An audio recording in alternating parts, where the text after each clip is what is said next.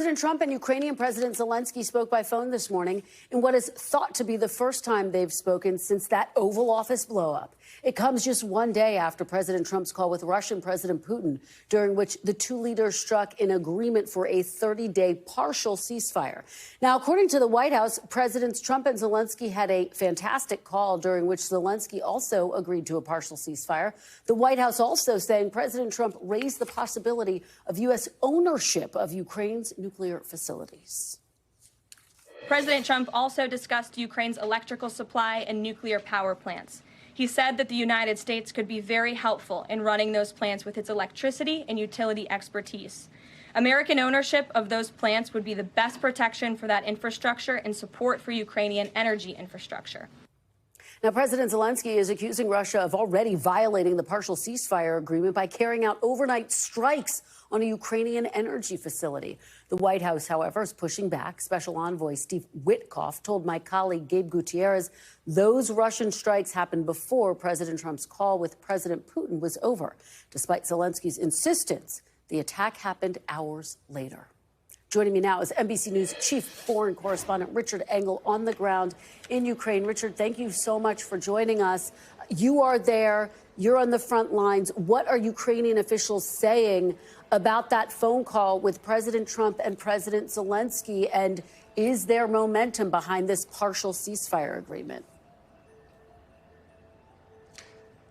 So I'll start with the conversation and then, well, I'll jump ahead to the punchline on the ceasefire. There is no ceasefire here. There was a proposal to start a ceasefire. There was a pledge by Putin to have a ceasefire, but there were never any specifics. There was never any definition of what would be targeted, what wouldn't be targeted. There was this vague idea that infrastructure, or perhaps the power structure, or the power grid and infrastructure would be targeted. But there was no specificity, nothing that could be enforced. It wasn't a real ceasefire. It was a concept of a ceasefire. But in terms of the conversation that happened today, I think the big headline, Kristen, is that both sides are saying that it went so well. And on everyone's memory in this country is the last Oval Office conversation when Ukrainians felt that President Zelensky was bullied, he was overtalked, he was talked down to. He was told that he was an obstacle to peace, and then this country saw military and intelligence aid cut off by President Trump. That doesn't seem to have happened on this call, both sides saying that it was constructive, that they look forward to continuing this diplomatic process in Saudi Arabia over the weekend. So a positive call.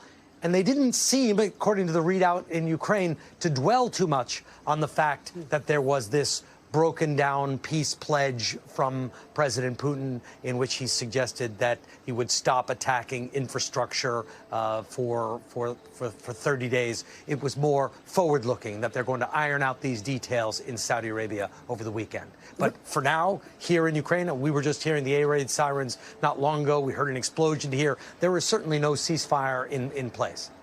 Just extraordinary to have that reporting, Richard. And we know that Russia has also released some Ukrainian prisoners of war. That seems like a somewhat significant step. And yet I add the caveat, as you are saying, there is this issue of trust. President Zelensky made that very clear in the Oval Office. What are the implications of this moment, though?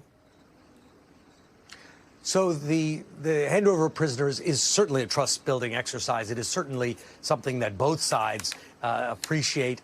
But it is also something that both sides regularly engage in.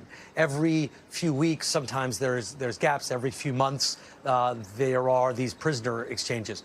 But I would not say that we are bridging any kind of trust gap. The Ukrainians do not trust this process. The Ukrainian government is putting on its best face and has really no other choice but to go along with this process. When they didn't go along with it and they had that last meeting in the Oval Office, there were very dire consequences for Ukraine.